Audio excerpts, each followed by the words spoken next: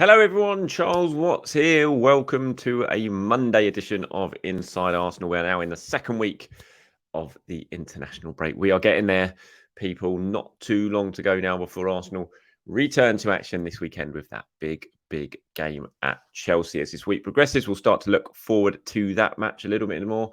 Take a look at some of the big decisions facing Mikel as Arsenal prepare for that game at Stamford Bridge. Been a quiet week at London Colney, I imagine, last week, but we'll start getting a lot busier this week as we head towards that game. Plenty to discuss today. We'll talk about Edu and his trip to Brazil.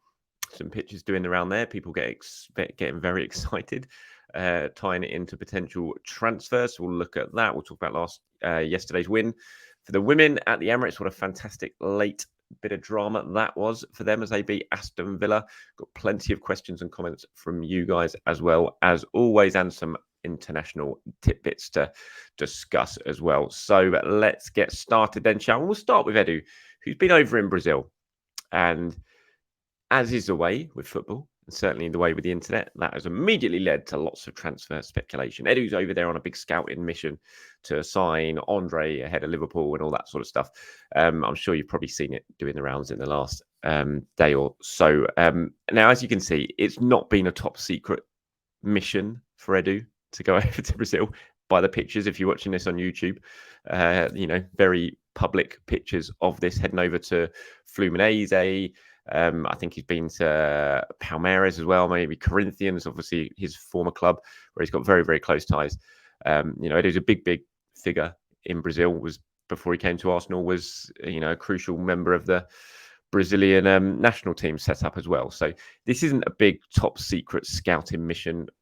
Far from it. These pictures wouldn't have come out if it was. Whether there were discussions going on in terms of potential transfer targets while he was over there, who knows? I don't, and I'm not sure anyone else does. But just the fact that these pictures have come out, you can see, clubs aren't trying to hide the fact that Eddie was there. This is, it's been quite a public thing. He's gone over there to look at how they work, look at sort of analytics departments, that sort of stuff. Just doing what sporting directors tend to do and what football people tend to do. They go and explore how other clubs operate. You see it all the time. Coaches do it all over the time. They'll go over to continue to learn, to go and watch how other coaches coach from time to time, especially if they're out of work and they want to sort of expand their knowledge.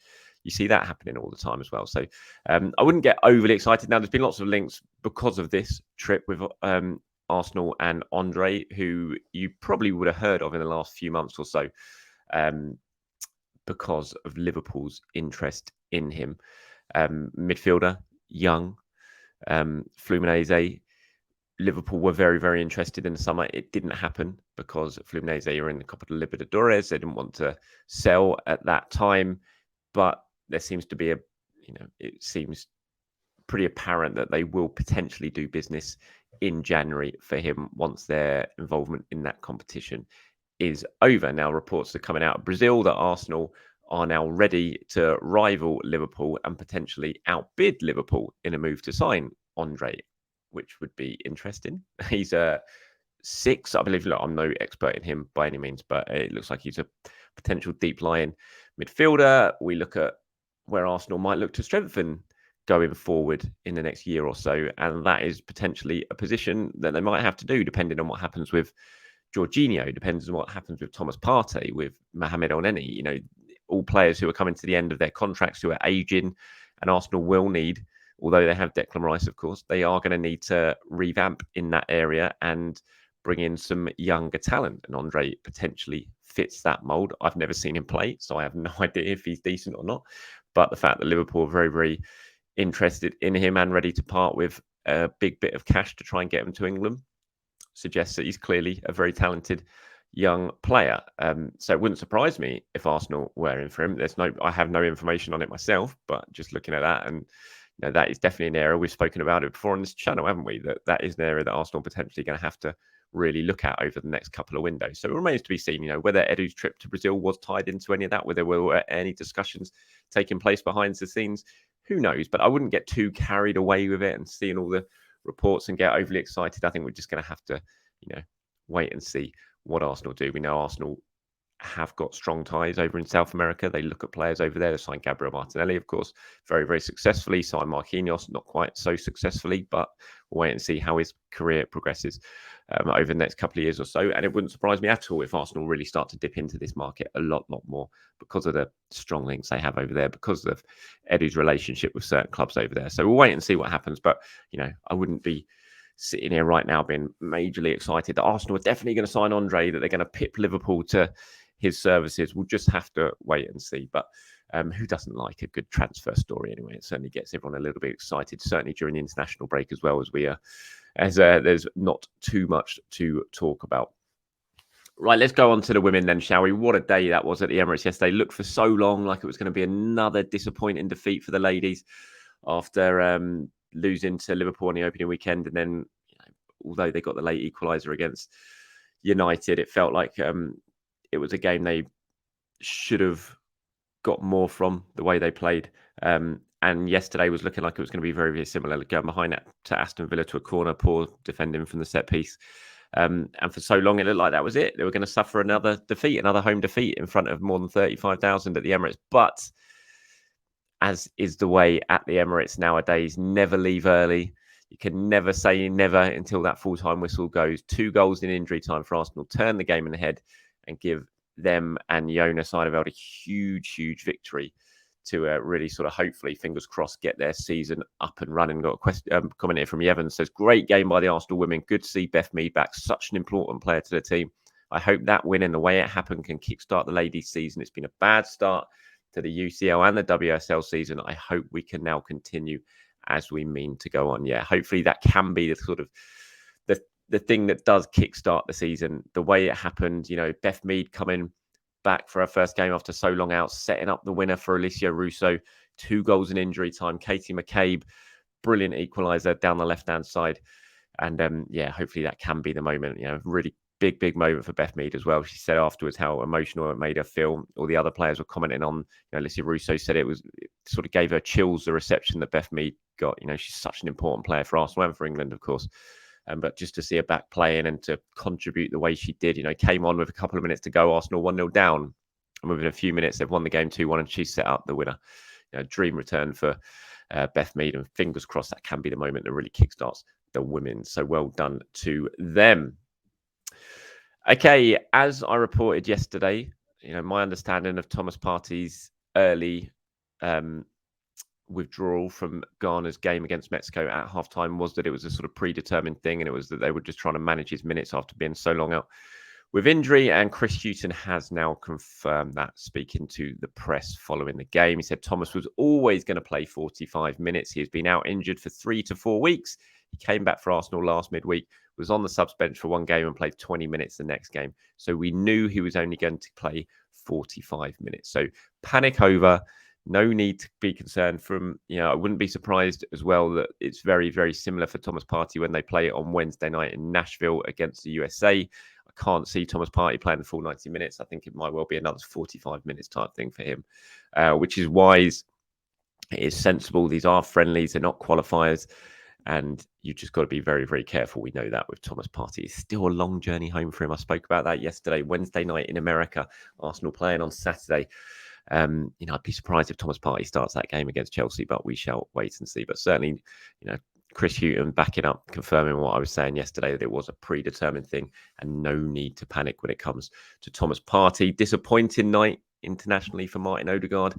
Yesterday, Norway losing to Spain, their chances of qualifying for the Euros, taking a massive hit in that, meant that Scotland did qualify. So congratulations to Scotland. They have now guaranteed themselves a place at the Euros in 2024. What job Steve Clarke is doing there. But yeah, for Odegaard and for Erling Haaland, disappointment losing 1-0 to Spain. And yeah, their chances now not looking the greatest when it comes to the Euros. For Arsenal, look at that. Could be a good thing. Summer off for Martin Odegaard, but for him, I'm sure he would very much want to be part of that. It's a shame that the Euros could potentially be missing players like Odegaard and Haaland. Such is their quality. Right, let's move on to some of your questions and comments now, shall we? Here's one from Mergin1902. Says, Partey is so underrated. Rice is really, really good off the ball. Also, he is better on the ball than I thought, but he doesn't come close to Partey. The way Partey can receive the ball under pressure and turn from his man is such a big asset. Also, he's a great passer. Is Thomas Partey underrated? I don't know who underrates Thomas Partey. Certainly not most Arsenal fans. Fantastic player. Hugely, hugely important for Arsenal. Was so good for 3/4 of last season. Fell away at the end, as so many Arsenal players did. But I don't think he's underrated. I think everyone knows just how important Thomas Partey is for this Arsenal team. That's why he's been rushed back to action so many times since he's come back. I think the thing with Partey is that everyone just gets a little bit frustrated at how injury prone he's been since he's arrived at Arsenal. But I don't think anyone underrates his quality. What a player. He showed it when he came on against Manchester City, just immediately made a huge impact in that game, played a big role in the winner, obviously. And crucial. Look, Declan Rice has been absolutely exceptional since he signed for Arsenal. Brilliant. Off the ball, he's fantastic. On the ball, like you said, he's shown how good he is as well. But he's a very different player to Thomas Partey. The class that Partey has, his ability to pass the ball around the corner, to split the lines of his passing. There's a lot that Declan Rice still needs to improve, and I think he will improve because he's that type of player, and he just seems to improve his game season after season. That's why he's so exciting, and the potential that he has still remains untapped, in my view. But Partey's a good. He's a lot older than him. He's played at the top level for a lot longer than him.